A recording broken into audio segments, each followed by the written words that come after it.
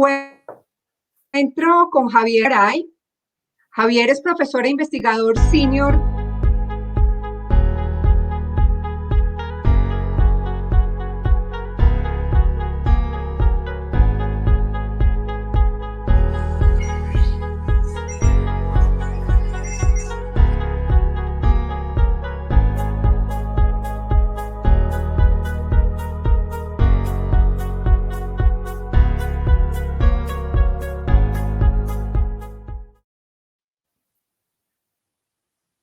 Hola, me encuentro con Javier Garay, profesor e investigador senior del Instituto de Ciencia Política.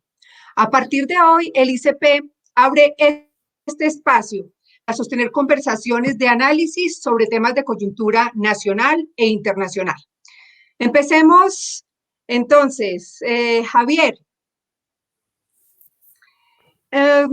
En medio de toda esta crispación social, esta angustia que está viviendo el país, esta ola de desinformación, podría inferir que las dos razones principales que motivan las manifestaciones son el desempleo y la pobreza. Hay quienes, digamos, optan o prefieren o recomiendan un enfoque basado en el incremento de los impuestos, en la emisión y en un mayor endeudamiento, y otros que se inclinan mucho más por estrategias y medidas para la reactivación económica. Hay un tema que no se puede dejar de lado en el análisis de lo que está sucediendo, y es que hay una información, digamos, hay diferentes estudios de organismos y organizaciones internacionales que hablan sobre la gran ineficiencia del gasto público en Colombia. De hecho, el Banco Interamericano de Desarrollo, el BID, afirma que esta ineficiencia se da principalmente en tres categorías del gasto público. Habla sobre la ineficiencia en las transferencias focalizadas, las compras públicas y la remuneración a empleados. Según otra encuesta del Foro Económico Mundial, Colombia es de los peores países del mundo en eficiencia del gasto y el impacto del gasto, por supuesto. Ocupamos el puesto 129 en esta encuesta, en la que Colombia puntúa por detrás de países como Zimbabue, Venezuela y 5 más. La OCDE, la OCDE, habla en la misma línea, es decir, Colombia cobra impuestos, pero estos no tienen mayor impacto en reducir la pobreza y en cerrar las brechas sociales. Dicho lo anterior, entonces, Javier, ¿qué luces nos puedes dar sobre las maneras en las que el gobierno debería afrontar estas problemáticas? Hola María Clara, en primer lugar muchas gracias por la invitación, además por abrir este espacio. Es supremamente importante como un centro de pensamiento como lo es el Instituto de Ciencia Política da estas oportunidades para discutir temas, para proponer sobre todo y para explorar ideas que son importantes precisamente no solamente para entender lo que está pasando, sino para abordar en la solución de esos problemas, de las muchas problemáticas que tenemos como sociedad. Sobre tu pregunta, pues digamos, efectivamente estamos en una situación crítica, estamos en una situación difícil, no solamente como resultado de la pandemia, sino además, pues como tú lo mencionas, María Clara, en el marco de las manifestaciones, de las protestas, del paro, una parálisis nacional que ya está incluso cobrando, además, no solamente vidas, que es un tema supremamente importante, sino también ya está generando unos problemas desde el punto de vista del desempeño económico del país. Sobre lo que me preguntas, pues digamos, yo estoy de acuerdo en relación con el diagnóstico que tú das. De un lado, el tema de la relevancia sobre los problemas de desempleo y de pobreza, que parece también, digamos, parecen ser parte de la explicación de por qué las personas han decidido ir a la calle y estar en la situación, digamos, de protesta en la que se encuentran y pues claramente de paro en el país. En segundo lugar, sobre lo que mencionas, y creo que tiene una relación directa con el actuar y digamos el tipo de Estado que tenemos en Colombia, ¿no? Un Estado con unas dificultades en términos del ejercicio del poder, de la visión misma del poder y la estructura como se ejecuta y digamos, se lleva a cabo la función y la acción misma estatal, y eso se ve reflejado, como tú mencionas, en esos problemas de eficiencia, no solamente del gasto público, sino además de el tema del impacto de ese gasto en términos de la solución de unos problemas como el tema, por ejemplo, de reducción de desigualdad, por lo menos en términos de ingresos, como has señalado en algunos de esos indicadores.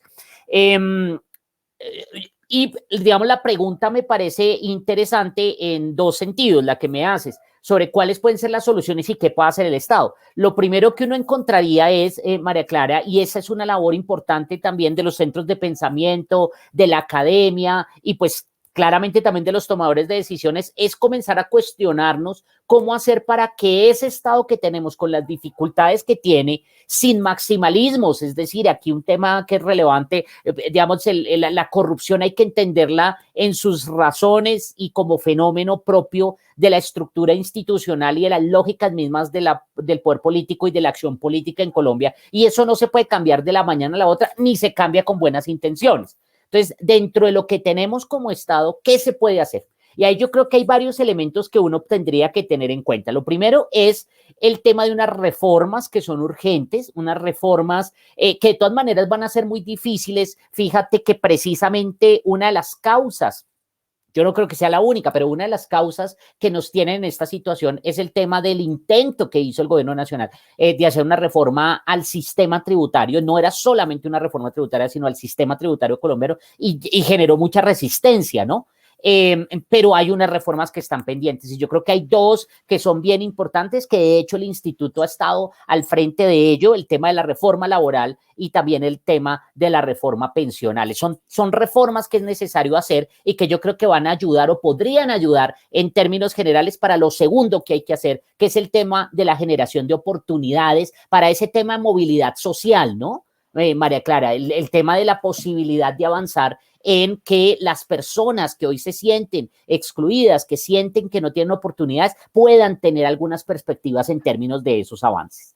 En tercer lugar, pues está efectivamente el tema de la racionalización del Estado. Dentro de lo que tenemos, es necesario comenzar a trabajar en unos procesos que no solamente se limitan al tema de la reducción del gasto público. Digamos, no es una visión ingenua, es el tema de una reducción del gasto público a partir de una mejora en la capacidad con el Estado que tenemos de su respuesta y del cumplimiento de sus funciones. Y el último elemento que yo creo que es bien importante y se dice, digamos, ya forma parte del eslogan de las buenas intenciones para enfrentar lo que estamos viviendo, pero que yo creo que es muy importante y que hay que hacerlo también en sus verdaderas dimensiones y entendiéndolo cómo se puede hacer, es sobre todo comprender qué es lo que está pasando en la calle, qué es lo que está sintiendo las personas realmente y cuál es sus verdaderos móviles y sus verdaderas preocupaciones.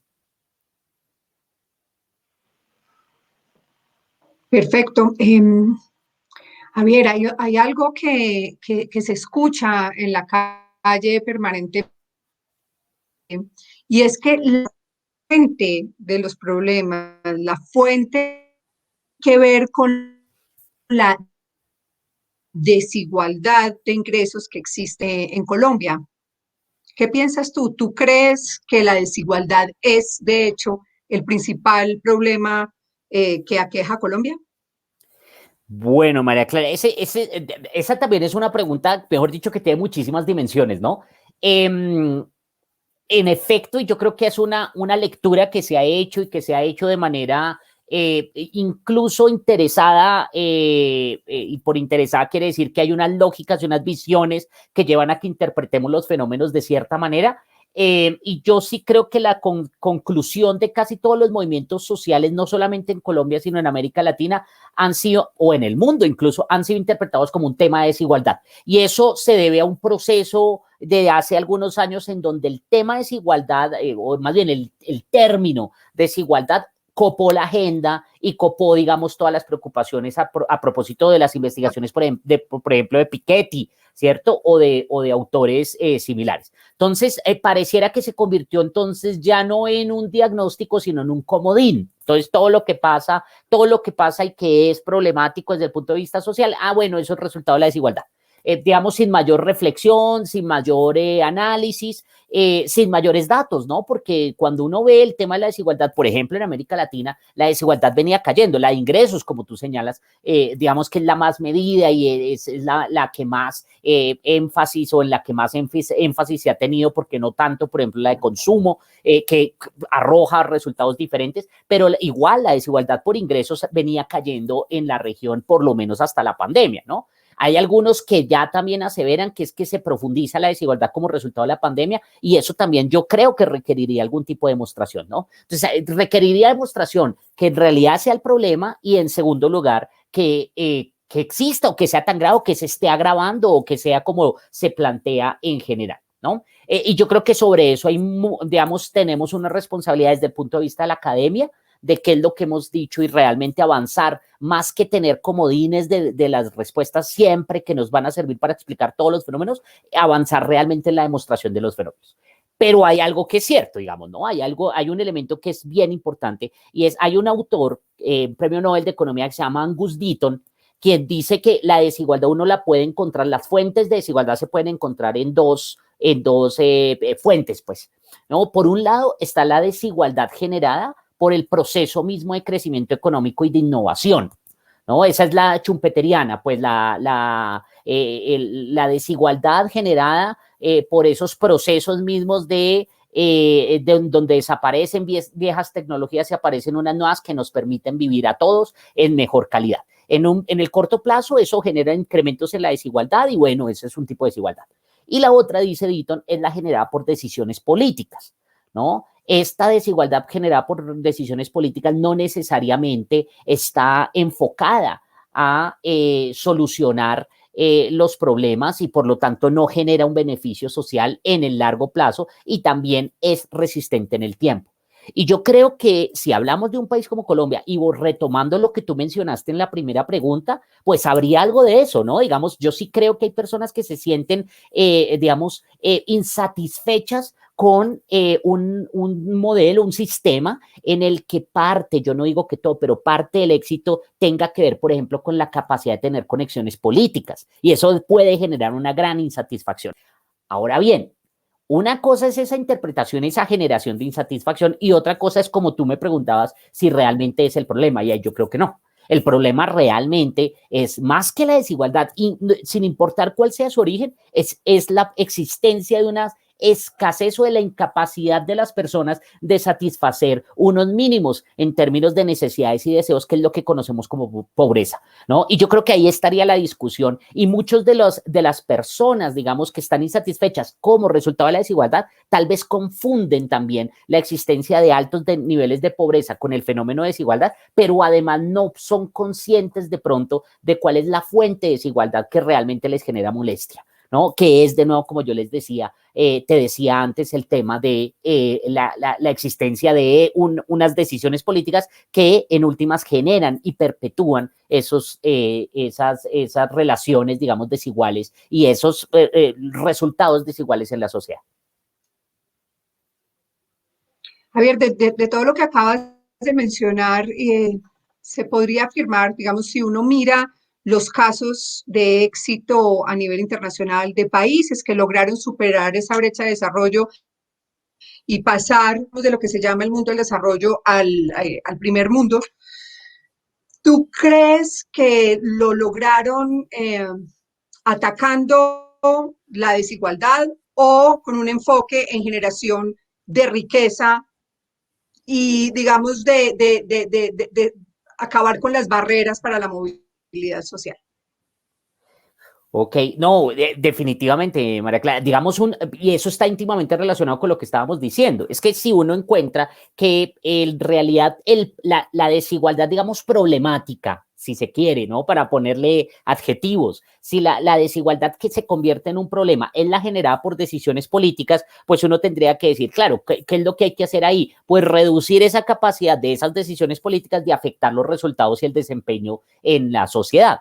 pero eso está íntimamente ligado más con otro concepto que es el concepto de libertad económica, ¿no? De la descentralización de las decisiones económicas y por lo tanto de que las personas, los individuos, a partir de sus propias deseos, de sus habilidades, de sus características, de sus gustos, etcétera, busquen su destino y persigan sus propios intereses, ¿no? Y sus propios deseos. Entonces, en ese sentido, es lo que uno, digamos, sin importar la literatura, etcétera, y aparte, a pesar de algunas diferencias en temas puntuales, sobre todo de políticas específicas, pero uno no encuentra, digamos, una evidencia en la que se considere que una acción persistente en el tiempo por parte del Estado para reducir desigualdades, que es lo que en general se considera debe hacer el Estado, o por lo menos que está dentro de la retórica o de la visión actual sobre el tema, uno no encuentra ningún caso de éxito.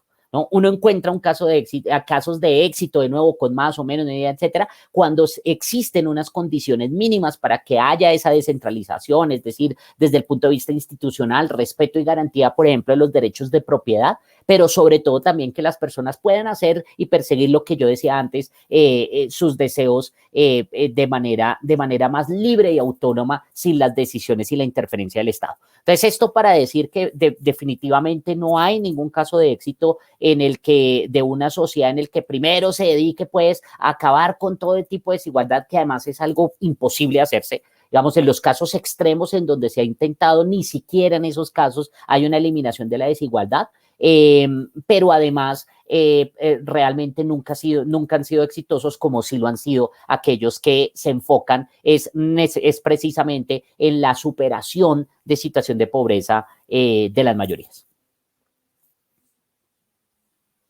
Bueno,